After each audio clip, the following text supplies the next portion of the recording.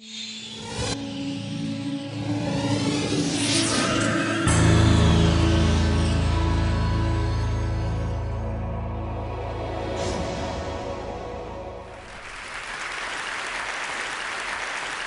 got apparently 18 minutes to convince you that history has a direction, an arrow, that in some fundamental sense it's good, that the arrow points to something positive. Now, when the TED people first approached me about giving this upbeat talk, that was before the cartoon of Muhammad had triggered global rioting. It was before the avian flu had reached Europe. It was before Hamas had won the Palestinian election, eliciting various countermeasures by Israel. And to be honest, if I had known, when I was asked to give this upbeat talk, that even as I was giving the upbeat talk, the apocalypse would be unfolding, I might have said, is it okay if I talk about something else? But I didn't. Okay, so we're here. I'll do what I can. I gotta warn you, the sense in which my worldview is upbeat has always been kind of subtle, sometimes even elusive. The sense in which I can be uplifting and inspiring, I mean, there's always been a kind of a certain grim dimension to the way I try to uplift. So if grim inspiration is not a contradiction in terms, that is, I'm afraid, the most you can hope for, okay, today. That's if I succeed. I'll see what I can do, okay? Now, in one sense, the claim that history has a direction is not that controversial. If you're just talking about social structure, okay, clearly that's gotten more complex over the last 10,000 years, has reached higher and higher levels. And in fact, that's actually sustaining a long-standing trend that predates human beings, okay, that biological evolution was doing for us. Because what happened in the beginning, this stuff encases itself in a cell. Then cells start hanging out together in societies. Eventually, they get so close they form multicellular organisms. Then you get complex multicellular organisms. They form societies. But then at some point, one of these multicellular organisms does something completely amazing with this stuff, which is it launches a whole second kind of evolution, cultural evolution. And amazingly, that evolution sustains the trajectory that biological evolution had established toward greater complexity. Okay? By cultural evolution, we mean the evolution of ideas. A lot of you have heard the term memes. The evolution of technologies, I pay a lot of attention to. So, you know, one of the first things you got was a little hand axe. Generations go by. Somebody says, hey, why don't we put it on a stick? It just absolutely delights the little ones. Next best thing to a video game. This may not seem too impressive, but technological evolution is progressive. So another 10, 20,000 years, and armaments technology takes you here. Impressive. And the rate of technological evolution speeds up. So a mere quarter of a century after this, you get this. Okay? And this. I'm sorry, that was a cheap laugh. But I wanted to find a way to transition back to this idea of the unfolding apocalypse, and I thought that might do it.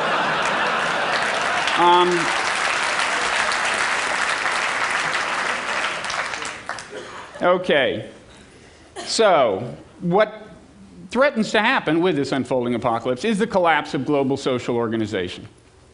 Now, first let me remind you how much work it took to get us where we are, to be on the brink of true global social organization. Originally, you had the most complex society, was hunter-gatherer village. That's Stonehenge is the remnant of a chiefdom, which is what you get with the invention of agriculture, multi-village polity with centralized rule. With the invention of writing, you start getting cities. This is blurry. I kind of like that because it makes it look like a one-celled organism and reminds you how many levels organic organization has already moved through to get to this point. And then you get you get empires. I want to stress, social organization can transcend political bounds. This is the Silk Road connecting the Chinese Empire and the Roman Empire, okay? So you had social complexity spanning the whole continent, even if no polity did. Similarly, today you've got nation states. The point is, there's obviously collaboration and organization going on beyond national bounds. This is actually just a picture of the Earth at night, and I'm just putting it up because I think it's pretty. It does kind of convey the sense that this is an integrated system. Okay, now, I explain this growth of complexity by reference to something called non-zero-sumness. Assuming that a few of you did not do the assigned reading, very quickly, the key idea is this distinction between zero-sum games in which correlations are inverse, okay, always a winner and a loser, non-zero-sum games in which correlations can be positive, okay? So like in tennis, usually it's win-lose, it always adds up to zero-zero-sum, but if you're playing doubles, the person on your side of the net, they're in the same boat as you, so you're playing a non-zero-sum game with them. It's either for the better or for the worse, okay? A lot of forms of non-zero-sum behavior in the realm of economics and so on in everyday life often leads to cooperation. The argument I make is basically that, well, non-zero-sum games have always been part of life. You have them in hunter-gatherer societies. But then through technological evolution, new forms of technology arise that facilitate or encourage the playing of non-zero-sum games involving more people over larger territory. Social structure adapts to accommodate this possibility and to harness this productive potential. So you get cities, you know, and you get all the non-zero-sum games you don't think about that are being played across the world. Like, if you ever thought, when you buy a car, how many people on how many different continents contributed to the manufacture of that car? Okay, those are people, in effect, you're playing a non-zero-sum game with. And there are certainly plenty of them around. Now, this sounds like an intrinsically upbeat worldview in a way, because when you think of non-zero, you think win-win, you know, that's good. Well, there are a few reasons that actually it's not intrinsically upbeat. First of all, it can accommodate, it doesn't deny the existence of inequality, exploitation, war. But there's a more fundamental reason that it's not intrinsically upbeat, because a non-zero-sum game, all it tells you for sure is that the fortunes will be correlated for better or worse. It doesn't necessarily predict a win-win outcome, okay? So in a way, the question is, on what grounds am I upbeat at all about history? And the answer is, first of all, on balance, I would say, people have played their games to more win-win outcomes than lose-lose outcomes. On balance, I think history is a net positive in the non-zero-sum game department. And a testament to this is the thing that most amazes me, most impresses me, and most uplifts me, which is that there is a moral dimension to history. There's a moral era. We have seen moral progress over time. 2,500 years ago, members of one Greek city-state considered members of another Greek city-state subhuman and treated them that way. And then this moral revolution arrived, and they decided that actually, no, Greeks are human beings. It's just the Persians who aren't fully human and don't deserve to be treated very nicely. But this was progress. You know, give them credit. And now today we've seen more progress. I hope most people here would say that all people everywhere are human beings, deserve to be treated decently, and, you know, unless they do something horrendous, regardless of race or religion. And you have to read your ancient history to realize what a revolution that has been, okay? This was not a prevalent view a few thousand years ago. And I attribute it to this non-zero-sum dynamic, okay? I think that's the reason there is as much tolerance toward nationalities, ethnicities, religions as there is today. You know, if you ask me, you know, why am I not in favor of bombing Japan? Well, I'm only half joking when I say they built my car, okay? We have this non-zero-sum relationship. And I think that does lead to a kind of a tolerance, to the extent that you realize that someone else's welfare is positively correlated with yours, you're more likely to cut them a break. I kind of think this is a kind of a business class morality. Unfortunately, I don't fly transatlantic business class often enough to know, or any other kind of business class, really. But I assume that in business class, you don't hear many expressions of, you know, bigotry about racial groups or ethnic groups, because the people who are flying transatlantic business class are doing business with all these people. They're making money off of all these people. And I really do think that in that sense, at least, capitalism has been a constructive force, and more fundamentally, it's non-zero-sumness that has been a constructive force in expanding people's realm of moral awareness. Okay? I think the non-zero-sum dynamic, which is not only economic by any means, it's not always commerce, but it has driven us to the verge of a moral truth which is the fundamental equality of everyone. It has done that. As it has moved global, moved us toward the global level of social organization, it has driven us toward moral truth. I think that's wonderful. Now back to the unfolding apocalypse, okay? And you may wonder, okay, that's all fine, sounds great, moral direction of history, but what about this so-called clash of civilizations? Well, first of all, I would emphasize that it fits into the non-zero-sum framework, okay? If you look at the relationship between the so-called Muslim world and Western world, two terms I don't like, but can't really avoid in such a short span of time, they're efficient if nothing else, it is non-zero-sum, okay? And by that I mean if people in the Muslim world get more hateful, more resentful, less happy with their place in the world, it'll be bad for the West. If they get more happy, it'll be good for the West, okay? So that is a non-zero-sum dynamic. And I would say the non-zero-sum dynamic is only going to grow more intense over time because of technological trends. But more intense in a kind of negative way. It's the downside correlation of their fortunes that will become more and more possible.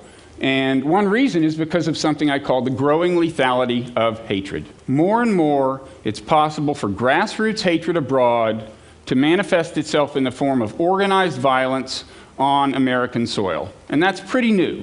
And I think it's probably going to get a lot worse, this capacity, because of trends in information technology, in technologies that can be used for purposes of munitions, like biotechnology, and nanotechnology. We may be hearing more about that today. And there's something I worry about especially, which is that this dynamic will lead to a kind of a feedback cycle that puts us on a slippery slope. What I have in mind is terrorism happens here, we overreact to it, that you know, we're not sufficiently surgical in our retaliation, leads to more hatred abroad, more terrorism, we overreact, because being human, we feel like retaliating. And it gets worse and worse and worse. You could call this the positive feedback of negative vibes, but I think in something so spooky, we really shouldn't have the word positive there at all, even in a technical sense. So let's call it the death spiral of negativity. I assure you, if it happens, at the end, both the West and the Muslim world will have suffered. Okay. So what do we do? Well, first of all, we can do a lot more with arms control, the international regulation of dangerous technologies. I have a whole global governance sermon that I will spare you right now, because I don't think that's going to be enough anyway, although it's essential.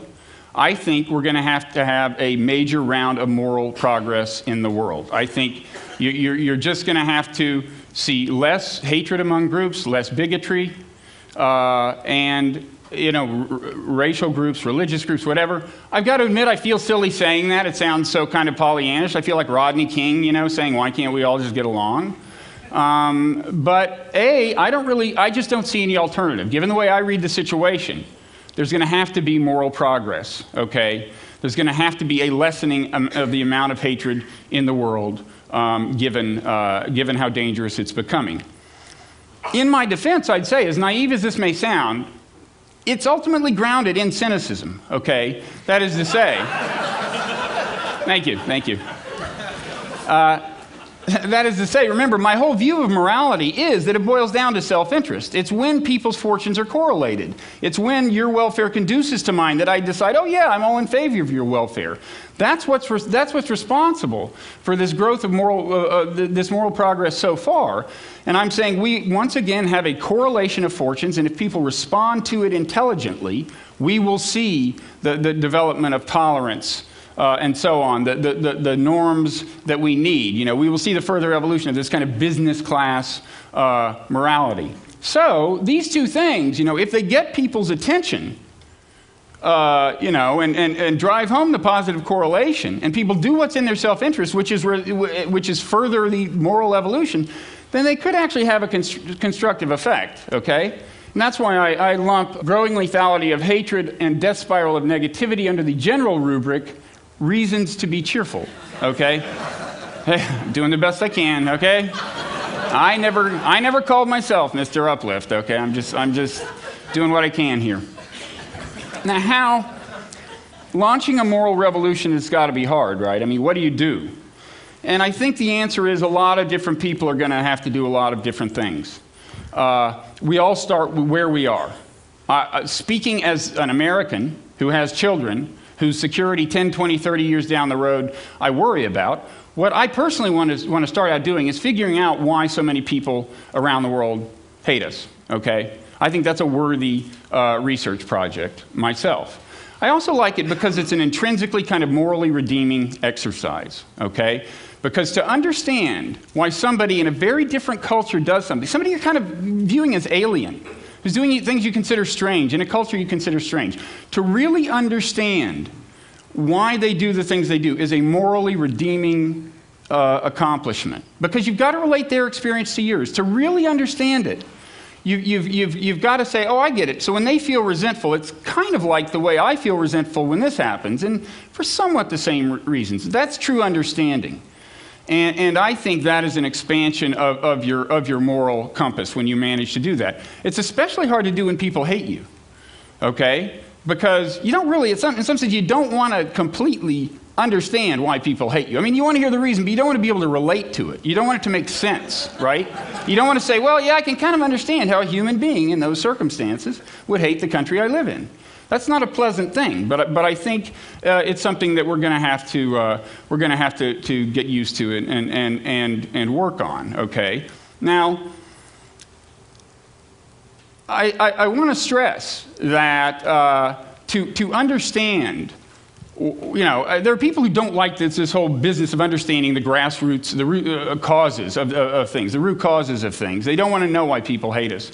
Okay, I want to understand that the reason you're trying to understand why they hate us is to get them to quit hating us. Okay, the idea when you go through this moral exercise of really coming to appreciate their humanity and better understand them is part of an effort to get them to appreciate your humanity in the long run. I think it's the first step toward that. That's the long-term goal. Okay, there are people who worry about this, and in fact, I myself apparently was denounced on national TV a couple nights ago because of an op-ed I had written that was kind of along these lines, and the allegation was that I have, quote, affection for terrorists. Now, the good news is that the person who said it was Ann Coulter. Okay, I mean, if you got to have an enemy, do make it Ann Coulter. But it's not a crazy concern, okay? Because understanding behavior can lead to a kind of empathy, and it can make it a little harder to deliver tough love, and so on. But I think we're a lot closer to erring on the side of not comprehending the situation clearly enough than in comprehending it so clearly that we just can't, you know, get the army out to kill terrorists. So I'm not really worried about it. Okay, so I mean, we're going to have to work on a lot of fronts. Okay, but if we succeed, then once again, non-zero-sumness and the recognition of non-zero-sum dynamics will have forced us to a higher moral level, okay? And a kind of saving higher moral level, okay? Something that kind of literally saves the world. If you look at the word salvation in the Bible, the Christian usage that we're familiar with, saving souls, that people go to heaven, that's actually a latecomer. The original meaning of the word salvation in the Bible is about saving the social system. Yahweh is our Savior means he has saved the nation of Israel, which at the time was a pretty high-level social organization. Now social organization has reached the global level, and I guess if there's good news I can say, I'm bringing you.